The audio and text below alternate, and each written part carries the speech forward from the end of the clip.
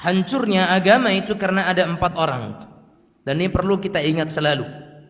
Hancurnya agama itu karena ada 4 orang. Pertama, karena adanya orang-orang yang apa? Ya'maluna bima la ya'lamun.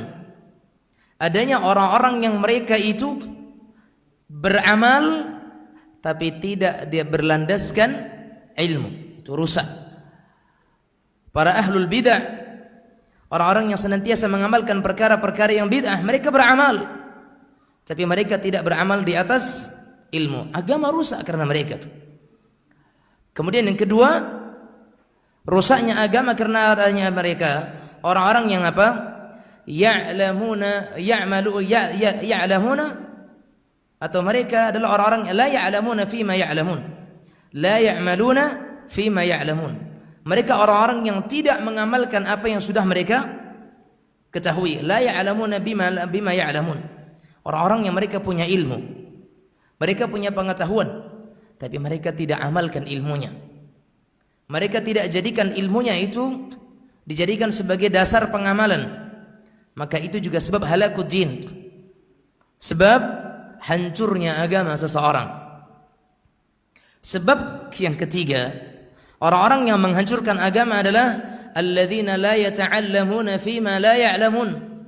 Adanya orang-orang yang mereka tidak tahu tentang suatu perkara dan mereka tidak mau mempelajari sesuatu yang belum mereka ketahui.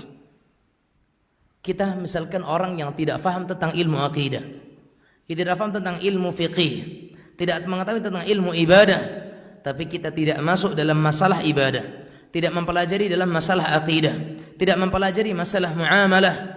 Akhirnya mereka bodoh dalam perkara-perkara tersebut. Adanya orang-orang yang mereka bertahan dalam kebodohan, walaupun mereka tidak mengamalkan sesuatu yang tidak mereka ketahui, tapi mereka tidak mau melangkah untuk belajar dalam perkara-perkara yang mereka belum punya ilmu tentangnya.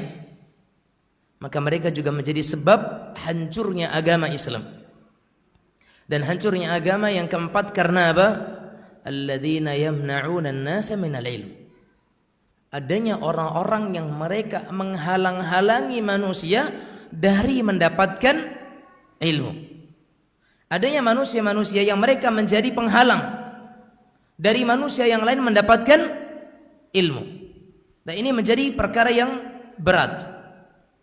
Yang satu orang yang punya ilmu tapi tidak beramal. Yang kedua mereka yang sudah punya ilmu, mereka yang beramal tapi tidak didasarkan ilmu. Yang ketiga orang yang tidak punya ilmu tentang sesuatu perkara tapi mereka tidak mau mendalami perkara tersebut. Dan yang keempat orang yang mereka menghalang-halangi manusia dari mendapatkan ilmu. Ini sebab apa? Halakuddin.